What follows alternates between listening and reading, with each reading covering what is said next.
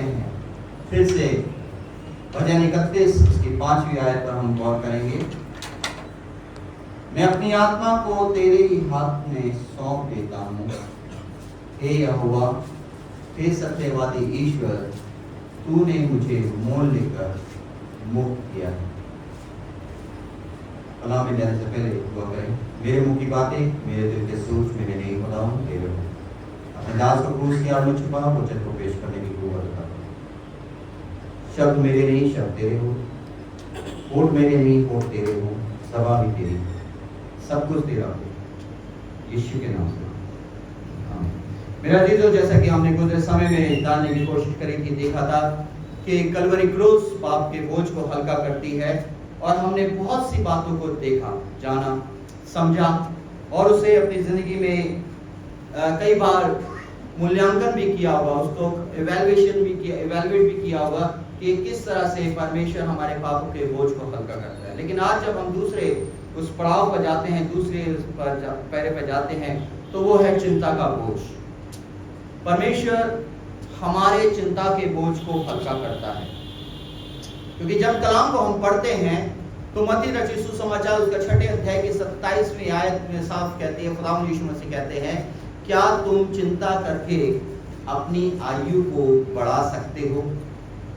और अक्सर एक बात हम मुहावरों के अंदर भी देखते हैं, और समाज में जब रहते हैं तो सामाजिक तौर पर भी देखते हैं कि एक शब्द कहा जाता है, एक मुहावरा कहा जाता है कि चिंता चिता समान।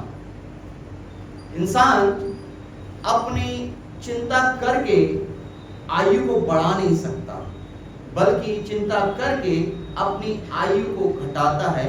और खुदावंद यीशु मसीह साफ तौर से मत्ती 6:27 में कहते हैं कि क्या तुम चिंता करके अपनी आयु को बढ़ा सकते हो? शायद नहीं बढ़ा सकते। और इसीलिए जब हम कलाम को पढ़ते हैं कि खुदावंद यीशु मसीह हमारी उस चिंता को हमारी जिंदगियों से दूर करता है और हमारी चिंताओं को हर लेता है। तो कलाम साफ तौर से कहता है, जब हम कलाम को पढ़ते हैं तो कलाम में हमारी चिंता करता है। तो कलाम कहता है, पहला पतरस उसके 5 अध्याय की 7वीं आयत के अंदर कहता है कि अपनी सारी चिंताएं मुझ पर डाल दो, क्योंकि मुझे तुम्हारा ध्यान है। परमेश्वर हमारी चिंताओं को पर ध्यान करता है, संभालता है, हमारी जिंदगियों से दूर करता है, और वो चिंता का जो बोझ जो होता है, जो हम ढो रहे होते हैं, उसको अपने ऊपर ले लेता है। और इसलिए जब हम इस भजन को पढ़ते हैं, जो कि खुदावंद यीशु मसीह ने भी खुद बोला, जो 7वां कलमा खुदावंद यीशु मसीह ने बोला कि मैं अपनी रूह तेरे हाथों में सौंपता हूँ। उसे मालूम था कि मैं अपनी रूह को अपने बाप के हाथों में सौंप जब देता हूं तो हर एक चिंता से मैं मुक्त हो जाता हूं, क्योंकि मेरा बाप मेरी रूह को संभालेगा, मेरा पिता मेरी हर एक चीज को संभालेगा, हर एक बात को संभालेगा। क्योंकि अक्सर ये मैंने कहा था दूसरे समय में भी कि अक्सर एक औलाद जब अपने बाप के ऊपर सब कुछ छोड़ देती है, सब कुछ दे देती है, तो चिंता मुक्त हो जाती है कि अब मेरी चिंता मुझसे दूर हो गई, मैंने अपनी बात को अपने बाप के सामने दे दिया, अब बाप मुझे भी संभालेगा और मेरी हर बात को भी संभालेगा। क्योंकि एक पिता अपनी औलाद की हर एक बात को संभालता है, संवारता है और उसे उठाता है। और इसीलिए जब हम कलाम के अंदर जाते हैं तो मेरे प्रियो, कलाम मुझसे और आपसे क्या कहता है? कहता है फिलिपियों 4 उसके 6ठी आयत के अंदर जब हम पढ़ते हैं तो वहां पर क्या कहता है? फिलिपियों 4 उसकी 6ठी आयत, जिसको मिल जाए जल्दी से पढ़ता है। किसी भी बात की चिंता मत करो। परमेश्वर का वचन ये साफ तौर से कह रहा है कि पौलुस जब फिलिपियों को खत लिखकर कहते हैं, वो इसलिए कहते हैं कि तुम्हारा विश्वास, तुम्हारा ध्यान सिर्फ परमेश्वर पर लगा रहे। किसी भी बात की चिंता मत करो। आगे, परंतु हर एक बात में, जब अब हम इसमें आगे बढ़ते रहेंगे कि परंतु हर एक बात में, मेरे प्रियो, हमारी जिंदगियों के अंदर जो हर एक बात जो होती है, कई बार वो किसी को नीचा दिखाने के लिए होती है, किसी को ऊंचा उठाने के लिए होती है, किसी को पिंच करने के लिए होती है, किसी को दुख देने के लिए होती है, लेकिन परमेश्वर की जो बात होती है हमारी जिंदगियों को बदलने के लिए होती है।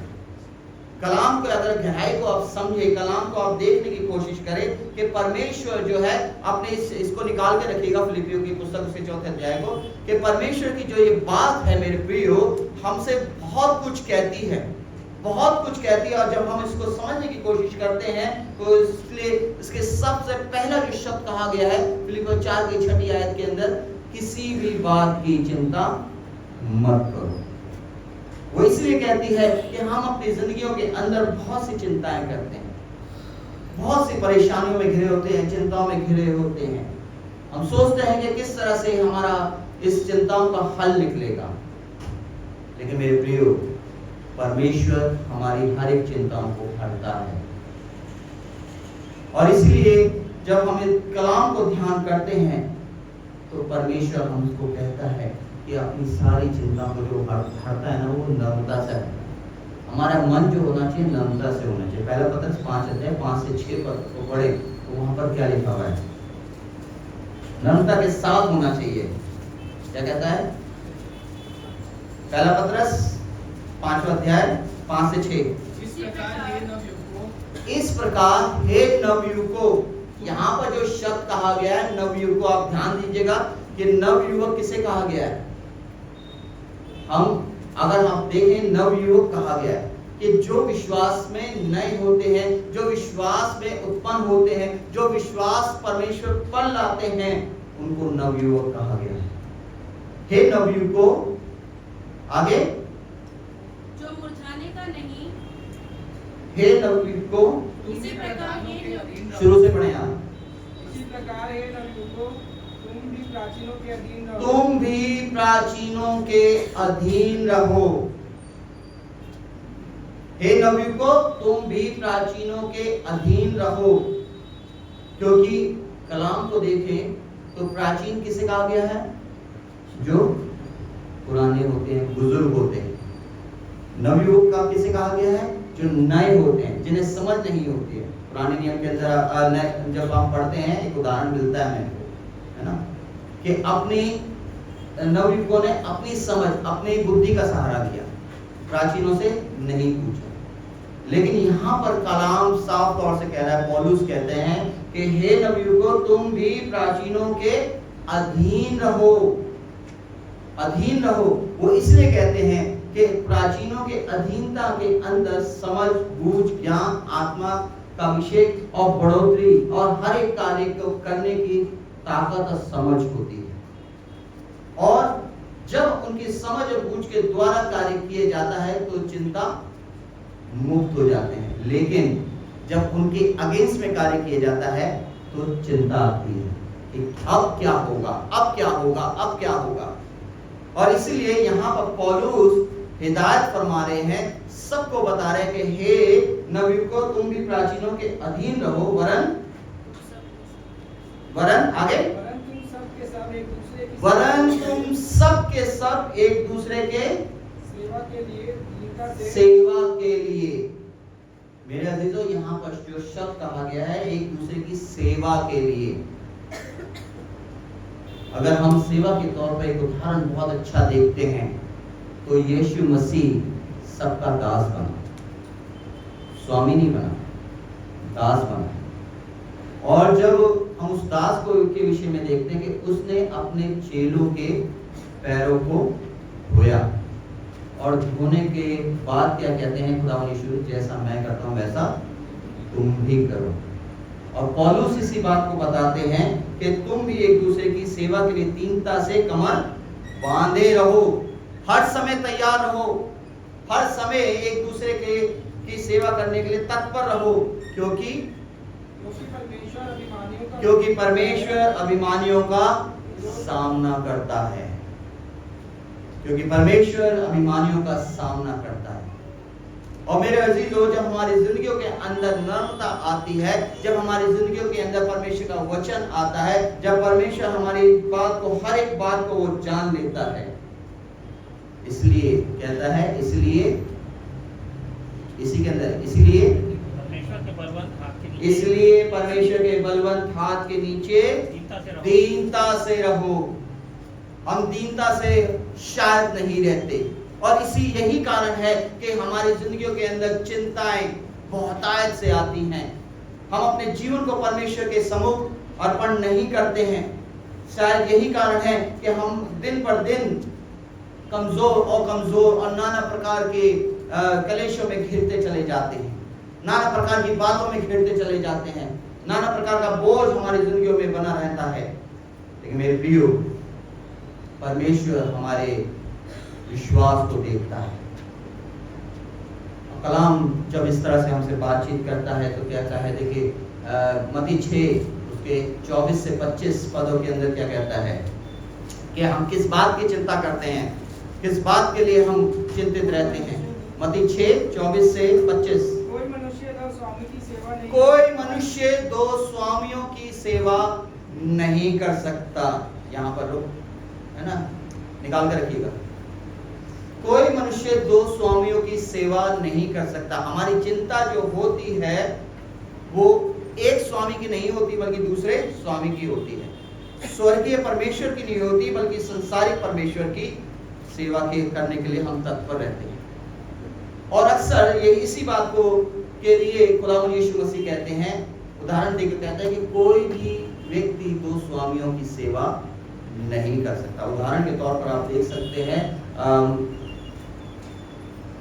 मत्ती 19 उसकी 16 से 22, जब 22 आयत को पढ़ते हैं वहां पर एक धनी व्यक्ति का वर्णन है ना, धनी व्यक्ति का वर्णन है। और वो धनी व्यक्ति कितना है कि वो सारी बातें जानता है, सब कुछ जानता है, लेकिन यीशु मसीह क्या कहते हैं, तुझमें फिर भी एक बात की कमी है, घटी है, अपना सब कुछ बेचकर मेरे पीछे हो ले, मेरे पीछे हो ले। और लिखा है उसके मुंह पर उदासी छाती, उदासी छाती। क्यों? क्योंकि वो बहुत धनी था। और इसीलिए यहाँ पर कलाम जो मुझसे और आपसे कह रहा है, कोई मनुष्य दो स्वामियों की सेवा नहीं कर सकता।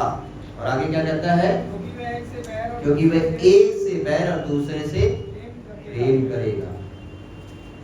यानी संसार से प्रेम रखना खुदा से बैर रखना है, और अगर खुदा से प्रेम रखना है तो संसार से बैर रखना है। मेरे प्रियो, हम किससे प्रेम करते हैं?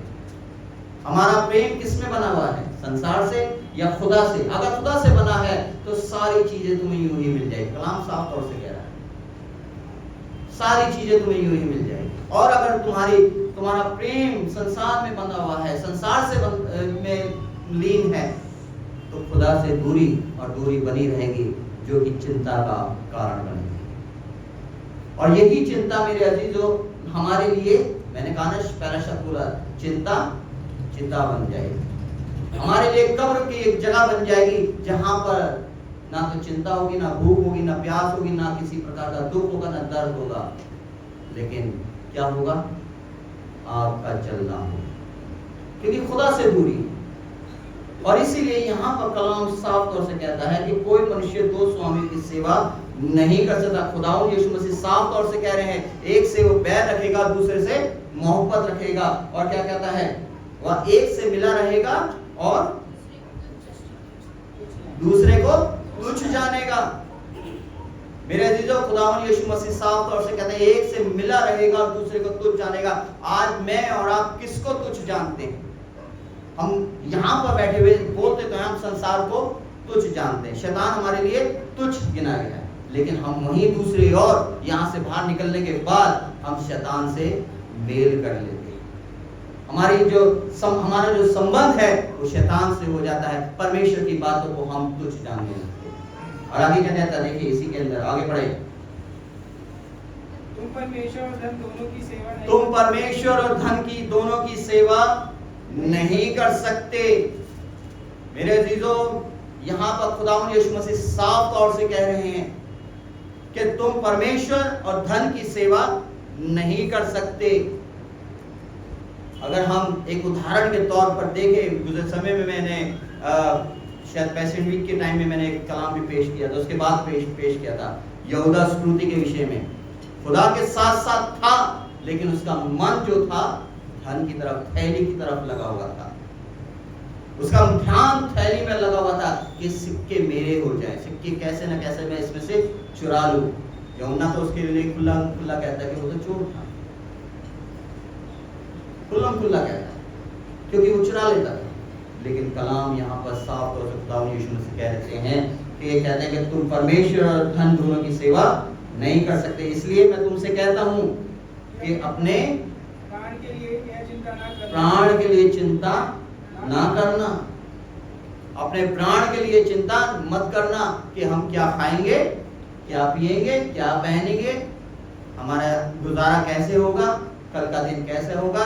ये कलाम साफ तौर से कहता है, खुदा यीशु मसीह कहते हैं कि उन आकाश के पक्षियों को देखो, ना बोते हैं ना काटते हैं, लेकिन खिलाने वाला फिर भी उनको खिलाता है, उनको खिलाता है, उनको उनकी जिंदगी को बहाल करता है। और मेरे अजीजों, ये हमारे विश्वास की उन्नति का स्रोत बनना चाहिए। इस पहला स्थान इसको हमें देना चाहिए। और इसलिए इसकी 30 और 33 आयत को पढ़ें मेहरबानी से, जल्दी से 30 आयत और 33 आयत। इसलिए जब परमेश्वर मैदान की घास को जो आज है और कल जो आज है अब कल भाड़ में झोंकी जाएगी। आज हरी भरी घास देख रहे हैं, हरियाली देख रहे हैं, लेकिन जैसे ही धूप पड़ती है, गर्मी का मौसम आता है, वो सब की सब जल जाती है, झाड़ियां बन जाती है, और उसको लोग झाड़ियों को समेटते हैं और उसको क्या करते हैं, आग जलाते हैं, उसकी आग जलाते हैं, भाड़ में झोंकी जाएगी। 33वीं आयत क्या कहती है? इसीलिए पहले तुम परमेश्वर के इसलिए तुम पहले परमेश्वर के राज्य की खोज करो। परमेश्वर को चिंता है, परमेश्वर को ये इस बात की चिंता है, खुदा यीशु मसीह को इस बात की चिंता है कि क्या मेरे लोग परमेश्वर के राज्य की खोज करेंगे, क्या मेरे लोग जो मेरे कहलाते हैं सचमुच में मेरे हैं। परमेश्वर को इस बात की चिंता है। और इसलिए खुदा यीशु मसीह ने प्रार्थना में 7वें कलमे में कहा कि मैं अपनी रूह को तेरे हाथों में सौंपता हूँ, क्योंकि उसे मालूम है कि मेरी रूह जब मेरे बाप के पास जाएगी तो मुझे किसी बात की कमी नहीं है। हम अपने जीवन को मेरे अजीजों हम कहाँ देते हैं, हमारा जीवन कहाँ लगा हुआ है? क्या हम संसारिक हो गए हैं या हम आत्मिक हो गए? आत्मिक हो गए तो कैसे हो गए हैं कि हमने कपड़े पहने, कपड़ों के समान हो गए, हमने कि हम आत्मिकता के कपड़े पहने और उसे कुछ देर पहने और फिर उसे उतार कर रख दिया। शायद ये हमारा जीवन है, क्योंकि परमेश्वर का वचन मेरे अजीजों मेरी और आपकी चिंता करता है और उसका चिंता का समाधान भी देता है। देखिए निकालिएगा फिलिपियो उसके 4 अध्याय के 4 अध्याय मैंने कहा था ना, फिलिपियो निकाल करके 4 अध्याय 4 से 9 आयत को जब पढ़ते हैं तो वहां पर क्या लिखा हुआ है? प्रभु में सदा आनंदित रहो। प्रभु में सदा आनंदित रहो। मेरे अजीजों, वो जब हमारी चिंता करता है तो हमें एक संतोष देता है और साफ तौर से कहता है कि प्रभु में सदा आनंदित रहो। अगर दुख भी आए, परेशानियां भी आए, मुसीबतें भी आए, आफतें भी आए, कलेश भी आए, नाना प्रकार की जो दुख की बातें भी आए, तब भी आनंद की बात समझो, क्योंकि तुम्हारा आनंद जो है तुम्हें प्राप्त होगा, तुम्हारा शोक दूर हो जाएगा, तुम्हारी चिंताएं दूर हो जाएगी। इसलिए यहाँ पर साफ तौर से पौलुस कहता है कि प्रभु में सदा आनंदित रहो। और आगे क्या कहता है? मैं फिर कहता हूँ आनंदित रहो। हमारा आनंद, हमारी चिंता कैसी है? हमारी चिंता सिर्फ हम तक है। हमारी चिंताएं जो बनी हुई है सिर्फ हम तक है। हमारे घर के लिए भी बनी हुई है, हमारे परिवार के लिए बनी हुई है, हमारे अपनों के लिए सिर्फ एक दायरे तक सीमित है। बाइबल के अंदर एक उदाहरण हमें देखने को मिलता है। मत्ती रचित सुसमाचार उसका 8 अध्याय 5 से 13 आयत। यहाँ पर एक सूबेदार का वर्णन मिलता है। एक सूबेदार, वो सूबेदार जो कि अधिकारी है और उसके पास एक नौकर है, और वो नौकर क्या है, बीमार हो गया है। देखिए यहाँ पर नौकर जो होते हैं उस समय में खरीदे जाते थे, खरीदे और बेचे जाते थे, और वो बीमार हो गया है और वो सूबेदार खुदावंद यीशु मसीह के पास आता है। पढ़ें जिससे मिल जाए, मत्ती 8 5 से 13। जब वह कफरनहूम में आया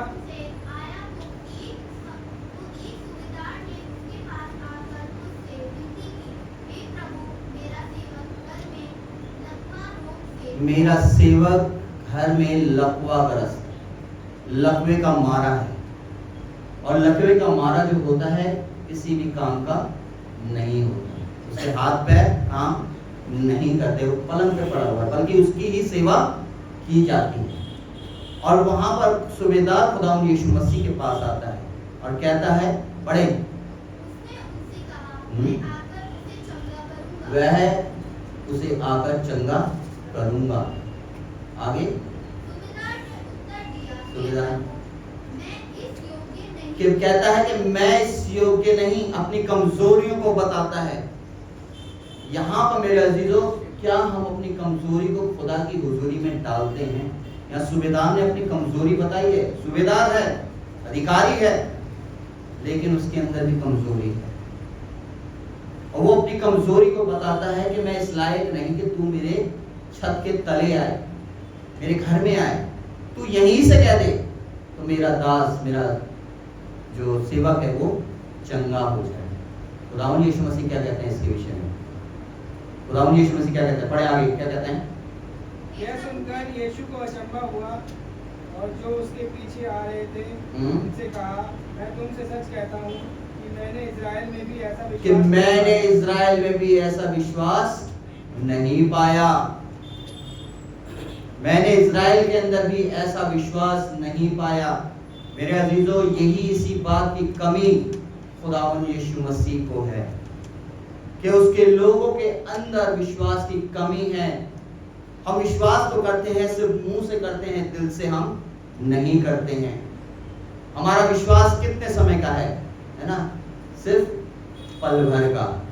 पता है, अभी मैंने एक शब्द पढ़ाया था कि घास के समान, फिर जब आफत आती है, मुसीबत आती है, हमारा विश्वास एक तरफ हो जाता है। पल भर का होता है हमारा विश्वास, और उसके बाद हमारा जीवन कैसा होता है, फिर वैसा ही हो जाता है।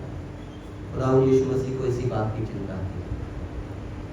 खुदावंद यीशु मसीह इसलिए हमारी आपकी चिंता करता है मेरे अजीजों। और यहाँ पर चिंता का समाधान पौलुस खुदावंद यीशु मसीह के द्वारा हमें बताते हैं। 5वीं आयत को पढ़ा तो क्या लिखा है? फिलिपियों 4:5 आयत। तुम्हारी कोमलता सब मनुष्यों पर प्रकट तुम्हारी कोमलता सब मनुष्यों पर प्रकट हो। यहाँ पर खुदावंद यीशु मसीह साफ तौर से हमें बता रहे हैं कि तुम्हारी जो कोमलता है वो परमेश्वर पर प्रकट होनी चाहिए। और उस कोमलता के अंदर सबसे पहले क्या होना चाहिए? स्तुति होनी चाहिए, परमेश्वर की स्तुति होनी चाहिए। इसलिए भजन 9 उसके 1 से 12 पदों को आप घर पे बैठकर पढ़ सकते हैं, है ना? भजन 9 1 से 12 पदों को आप घर में बैठकर पढ़िएगा कि हम उसकी स्तुति करते रहें, उसके भजन को गाते रहें, उसकी महिमा करते रहें, उसके नाम को हम ऊंचा उठाने वाले हो सके। और दूसरी चीज इसके अंदर जो देखने को मिलती है, फिलिपियों 4 उसके 5 के अंदर धीरज के साथ परमेश्वर की बाट जोते रहे, परमेश्वर के कामों की बाट जोते रहे। इसलिए याकूब देखिए क्या कहता है, याकूब उसके 5 की 13 आयत, याकूब उसकी 5 की 13 आयत में कहता है, यदि तुम में कोई दुखी हो तो वह प्रार्थना करे। धीरज के लिए, शांति देने के लिए परमेश्वर का वचन कहता है कि यदि तुम में कोई दुखी हो तो प्रार्थना करे, और यदि आनंदित है तो वह स्तुति के भजन गाए। यदि दुखी होते हैं तो प्रार्थना करें। अब यहाँ पर आप थोड़ा समझिएगा, जब हम दुखी होते हैं तो कहाँ होते हैं? परमेश्वर के चरणों में। लेकिन जब हम सुखी होते हैं तो कहाँ होते हैं? जी, मॉल्स में, क्लब में, रेस्टोरेंट में, ऐसी जगहों पर हम होते हैं। हमारी जिंदगियों के अंदर एक नया वर्ष आता है, नई खुशियां आती है, नया उन्माद आता है, तो हम कहाँ होते हैं? इंजॉयमेंट में होते हैं, हम इंजॉय कर रहे होते हैं। लेकिन जब दुख आता है तो भाई खुदा के पास चलो, खुदा बाप दुआ, हम तुझसे दुआ कर रहे हैं।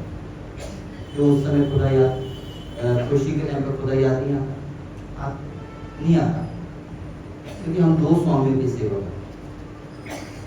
हमारा जीवन, हमारा मन दो स्वामियों में लगा हुआ है।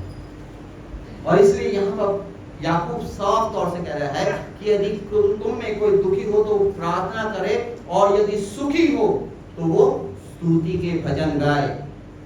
महिमा के भजन गाए ताकि आपके दुख निकट ना आए, आपके दुख आपके पास ना आए।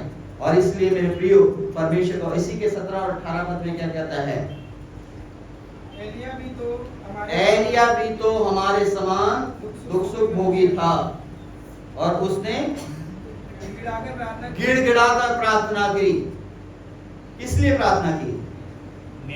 कि मेना बरसे और 3.5 साल तक वे नहीं बरसा। किस लिए? ताकि परमेश्वर का काम प्रकट हो, परमेश्वर के नाम प्रकट हो, परमेश्वर की वो बातें प्रकट हो जो मेरे अजीजों, मेरी और आपकी जिंदगी में परमेश्वर करना चाहता है। इसलिए हम प्रार्थना करते रहें, धीरज के साथ उससे प्रार्थना करते रहें। और भजन 6 इसके लिए साफ तौर से कहता है। क्या कहता है भजन 6? इसको मिल जाए उसकी पहली पढ़े जरा, क्या कहता है जल्दी से। हे यहोवा तू मुझे अपने क्रोध में ना डाल।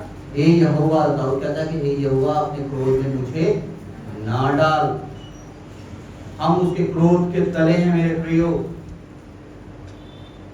और इसलिए यहाँ पर परमेश्वर का वचन कहता है कि हे प्रभु अपने क्रोध में ना डाल। आगे और ना गुड़गुड़ाहट में मुझे ताड़ना दे। आगे हे यहोवा मुझ पर अनुग्रह कर। मुझ पर अनुग्रह कर।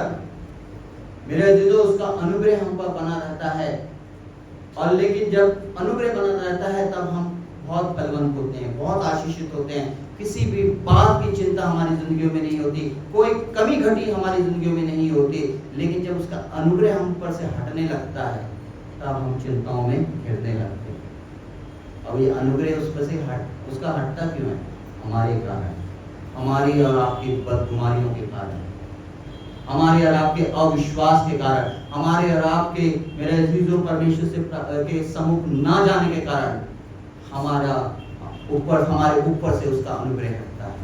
और इसलिए परमेश्वर का वचन साफ तौर से कहता है, पहला थिस्सलुनीकियों 5:17 पद के अंदर, निरंतर प्रार्थना में लगे रहो। कलाम साफ तौर से कह रहा है कि निरंतर प्रार्थना में लगे रहो।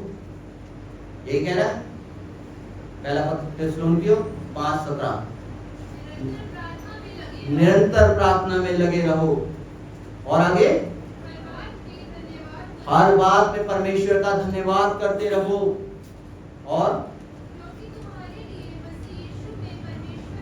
यही इच्छा है, उसकी इच्छा है कि हम प्रार्थना करते रहे, अपने बोझ को परमेश्वर के सम्मुख डालते रहे, अपनी हर एक बात को परमेश्वर के चरणों में डालते रहे, ताकि हमारी जिंदगियों में आनंद भरपूरी से प्राप्त होने वाला रहे और हम अपनी जिंदगी को उसकी तरफ लगाने वाले हो सके।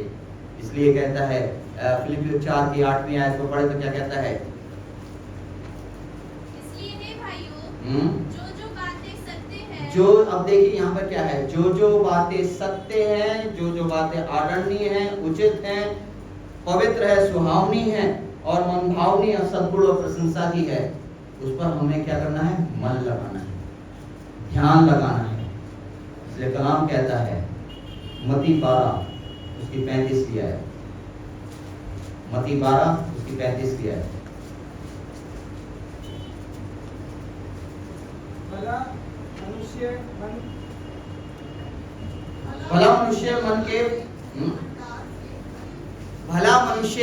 मन के भंडार से, है ना? क्या कहता है खुदावंद यीशु मसीह? क्या कह रहे हैं कि भला मनुष्य कहां से? मन के भंडार से। और मन में कौन है? मन में कौन?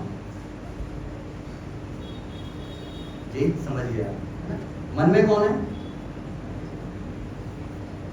हम गीत गाते हैं, है ना? मन बने तेरा सिंहासन। क्या सिंहासन है? मन नहीं है, मन में तो कोई और है, किसी और का सिंहासन लगा। लेकिन भला मनुष्य मन के क्या करता है? भली बातें निकालता है और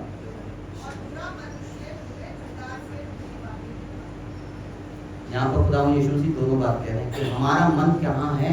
टटोलना है, भलाई कर रहा है या बुराई कर रहा है, भला सोच रहा है कि बुरा सोच रहा है, उन्नति के लिए सोच रहा है या गिराने के लिए सोच रहा है। कि भला मनुष्य मन के भंडार से भली बातें निकालता है और बुरा मनुष्य मन के भंडार से बुरी बातें निकालता है। एक म्यान में दो तलवारें नहीं रह सकती। एक व्यक्ति दो नावों की सवारी नहीं कर सकता। बाइबल कह रही है, मैं नहीं कह रहा हूं। एक व्यक्ति दो स्वामियों की सेवा नहीं कर सकता है। खुदावंद यीशु मसीह को इसी बात की चिंता है कि मेरे लोग जो मेरे कहलाते हैं किस मन को लेकर चल रहे हैं, उसे ध्यान है मेरे प्रियो। भले ही मैंने गुजरे समय में एक कल या परसों में मैंने एक कोटेशन डाली है ना बाइबल की, कि हम प्रार्थना करके भूल सकते हैं, लेकिन वो प्रार्थना का सुनने वाला प्रार्थना को नहीं भूलता। उसे ध्यान रहता है, उसका ध्यान हमारी ओर लगा रहता है। हम भूल जाते हैं लेकिन वो फिर भी नहीं भूलता। और इसलिए जब आगे कलाम को पढ़ते हैं, इसी की 15 इसके 18 से 20 को पढ़े तो क्या लिखा है? क्योंकि हमारे मन के अंदर जो होता है वो हमारे मुंह पर आता है। क्या कहता है? देखिए 15 उसके 18 से, जो कुछ मुंह से निकलता है जी, जो कुछ मुंह से निकलता है वह मन से निकलता है। वह कहां से निकलता है? मन से निकलता है। मन से निकलता है ना? और हम क्या बोलते हैं? अरे मुंह से निकल गया। मुंह से नहीं निकलता, वो मन से निकलता है। क्योंकि जो मन में होता है वो ज़बान पर होता है, और वही चीज मनुष्य को क्या करती है? अशुद्ध करती है। और हम कहते हैं कि हम पवित्र नहीं हो, क्योंकि हमारे जो मुंह पर है, जो हमारे शब्दों में है, वही हमारे मुंह से निकलता है। और आगे क्या कहता है 20वीं आयत? यही है जो मनुष्य को अशुद्ध करती है, परंतु हाथ बिना धोए भोजन यही है जो मनुष्य को अशुद्ध करती है, परंतु हाथ बिना धोए भोजन करना मनुष्य को अशुद्ध नहीं करता।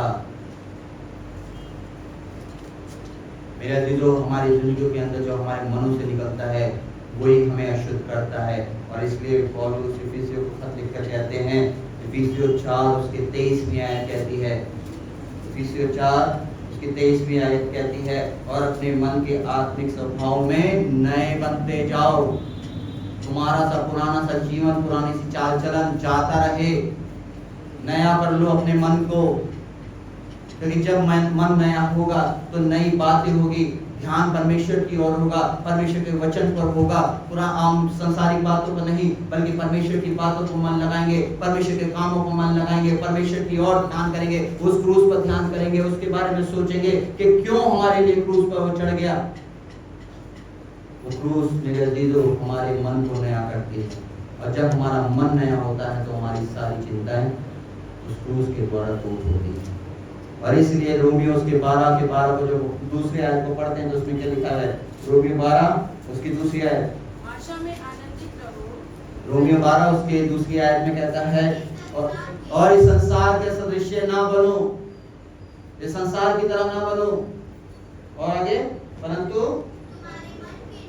तुम्हारी बुद्धि और तुम्हारे मन के नए हो जाने से तुम्हारा चाल चलन भी बदलता जाए। पुराने से चाल चलन को छोड़कर नए चाल चलन में चलो। अपने ध्यान को परमेश्वर की ओर लगाओ, अपने मन को परमेश्वर की ओर लगाओ, उस पर निगाह लगा रखो, ताकि तुम्हारी चिंताएं तुम्हारी जिंदगियों से दूर हो जाए। और इसलिए पौलुस जब इफिसियों को खत लिखकर कहते हैं, इफिसियों 4 उसके 29 से 30 पदों को पढ़े तो वहां पर लिखा है कि तुम्हें किस बात की चिंता करनी है। देखिए इफिसियों 4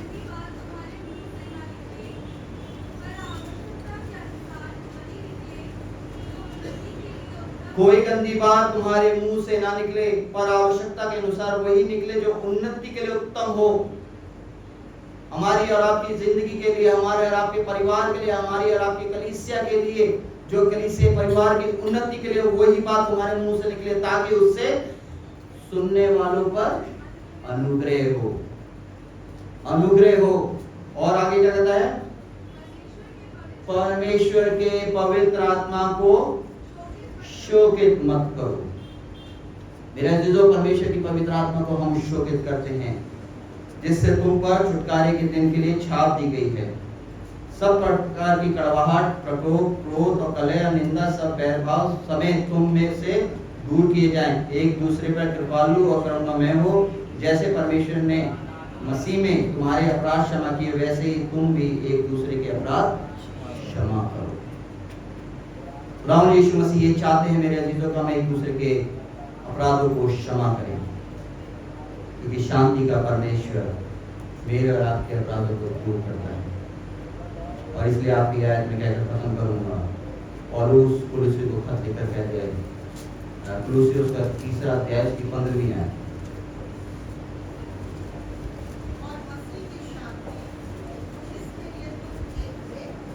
एक देह होकर बुलाए गए हो, तुम्हारे हृदय में राज्य करे, और तुम धन्यवादी बने रहो। परमेश्वर की इच्छा है। यहाँ पर लिखा है कि मसीह की शांति, मसीह की शांति मेरा दिल जब ही आ सकती है कि जब हमारा मन, हमारा ध्यान, हमारी बात परमेश्वर की हुजूरी में बन लगी रहे। और यहाँ पर कहता है मसीह की शांति, जिसके लिए तुम एक देह होकर बुलाए गए हो, तुम्हारे हृदय में राज्य करे। परमेश्वर मेरे और आपके हृदय में राज्य करना चाहता है, हमारी जिंदगियों में राज्य करना चाहता है, हमारी सोचों में राज्य करना चाहता है, हमारी बातों में राज्य करना चाहता है, वो राज्य करना चाहता है, हमारे कार्यों में के अंदर राज्य करना चाहता है, तुम्हारे हाथों के कामों को मुबारक करना चाहता है। क्या हमने अपने ध्यान को परमेश्वर की ओर लगाया? क्या हमने अपनी चिंताओं को उसके ऊपर डाला? क्या हमारा ध्यान उस कलवरी क्रूस के ऊपर है कि जो हमें मुक्ति देती है, जो हमारे आई को काट देती है, हमारे अहम को खत्म कर देती है, हमारे परमेश्वर हमारे बीच में एक पुल का काम करती है, एक ब्रिज का काम करती है? शायद हमने उस पर ध्यान नहीं दिया। हमें सिर्फ उसके सिंबल को बना लिया, एक सिंबल बना लिया है। एक क्रॉस है, क्रॉस बनाओ, माथे पर बनाओ, गले में लगाओ, या हाथ में बांधो, या कान में पहनो, है ना, सिर्फ सिंबल के तौर पर। ये हमारी मुक्ति का स्रोत। मेरे जो मुक्ति का स्रोत तो है, लेकिन वो दीवार पर टांगने के लिए, गले में टांगने के लिए नहीं, बल्कि मन में उसे बसाने के लिए। हम अपने ध्यान को परमेश्वर की ओर लगाएं, अपने मन को परमेश्वर की ओर लगाएं, परमेश्वर की हुजूरी में अपने आप को दे दें, अपनी चिंताओं को, अपने बोझों को उसके ऊपर डाल दें, क्योंकि उसे तुम्हारा ध्यान है। बाइबल कह रही है साफ है, उसे तुम्हारा ध्यान है। मेरे जो जब उसे हमारा ध्यान है, हम अपने जीवन को परमेश्वर के समीप लेकर आए, अपनी हर एक बात को परमेश्वर के समीप लेकर आए, चाहे घर की हो, परिवार की हो, कलीसिया की हो, किसी भी बात की बात हो, किसी भी तरह की बात हो, परमेश्वर के समीप लेकर आए। जब हम परमेश्वर के समीप लेकर आएंगे, मेरे अजीजों, हम खुद तो आगे परमेश्वर के नजदीक आएंगे ही आएंगे, और भी परमेश्वर के नजदीक आएंगे, क्योंकि परमेश्वर के उस स्वाद को चख लेंगे। आज की मेरा आपका जीवन ऐसा हो कि हम पर सजीवित और सामर्थी परमेश्वर के समीप आए और उसके राज्य के वारिस बन जाएं, और उस कलवरी क्रूस के बोझ को हम देखने वाले हो सके कि जिस तरह से खुदावंद यीशु मसीह ने कहा कि मैं अपनी आत्मा को तेरे हाथों में सौंपता हूँ। हम भी अपने जीवन में यही कहें कि प्रभु मैं अपनी सारी चिंताओं को तेरी हुजूरी में डाल देता हूँ। जब हम उसकी हुजूरी में डाल देंगे मेरे प्रियो, तो वहां से जो निकल कर आएगा वो उत्तम से भी उत्तम होगा। आज की मेरा आपका जीवन ऐसा हो कि हम परमेश्वर के नजदीक आने वाले बन सके और परमेश्वर की महिमा का स्रोत बन सके। प्रभु आप सबको इस वचन के द्वारा आशीष प्रदान करें।